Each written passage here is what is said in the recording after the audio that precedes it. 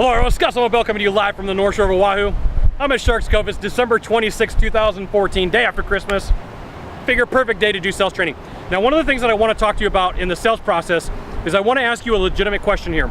When you go through a sales process and you don't make the sale, and then you get that knot and that feeling in your stomach, is it regret or is it rejection? Is it regret or is it rejection? Now, what I want to share with you is every sales process has a certain amount of steps to it. So you're going to have like maybe 20, 30 steps in your sales process. And one of the things that happens is after I ride with a salesperson and I interview and I figure out what's going on, and they feel like, oh, I got rejected, okay? And I know what sales process that they were supposed to use because we went over it before the call. Now, one of the things that happens is they go through what they think is their sales process and they didn't get rejected. They got told no because they didn't explain their process or their idea, their product, their widget, or their gizmo correctly to their buyer or their potential buyer. And then they didn't really get told no, they got told like some weak form of I want to think about it. And what happens is they'll say a lot of times like they feel like they got rejected. And I got to share with you, a lot of times it's not reject, it's regret. It's regret for not following the sales process. And they're going to feel the same kind of way. And remember, it's not a sales call, it's a performance. And when it's a performance, you're going to perform. That means that you're going to have a whole bunch of things that you do. So like whatever your favorite band is, like you've seen them live in a concert and you're like, man, that rocked, woo, that rocked, it was awesome, yeah. You know, it's because they hit everything that they were supposed to do. The same thing happens in a sales call. You have a certain amount of information that you're supposed to deliver. You have a certain amount of questions that you're supposed to deliver. You have a lot of things that you're supposed to do, but you also know when you don't do those things, right? You do, right? You do know when you don't do those things. You have that feeling. And so what happens is you walk away and you're like, I got the butterflies in my stomach. Now those butterflies in your stomach, you have to remember what the cause that was not going through your process. It's regret, not rejection.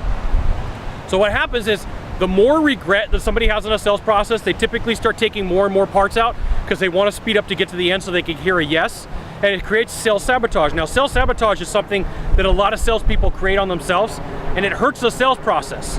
So just think for the last time, when you went through a call, were you rejected because your product or your idea wasn't what the buyer wanted, or were you rejected because you didn't do a whole sales process?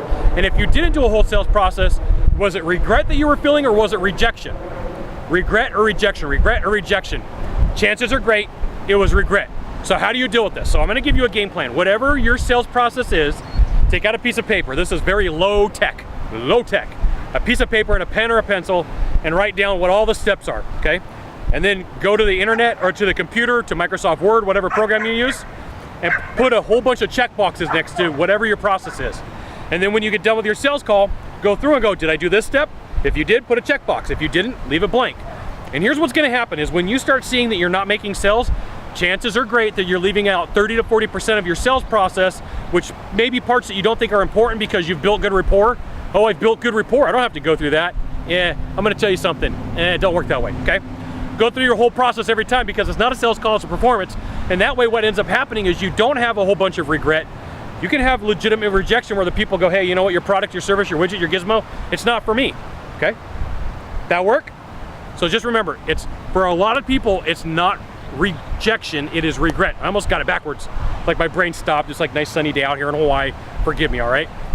So it's not rejection, it's regret in a lot of instances. Take this process, do what you can with it. Now, if you could do a small favor for me, in the box down below, it's like somewhere around here, leave a comment, question, or story about regret or rejection, that would be great. Like sometimes I get like these messages from people and like they start talking about random stuff and I'm like, dude, that's spam, click, right?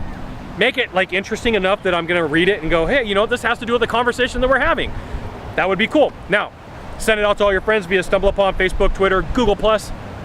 And once again, Google+ is like that, kind of like the friend that you invite over in because you feel like obligated to. That's my version of Google+. And then hit subscribe. There's a subscribe button over in here. Subscribe.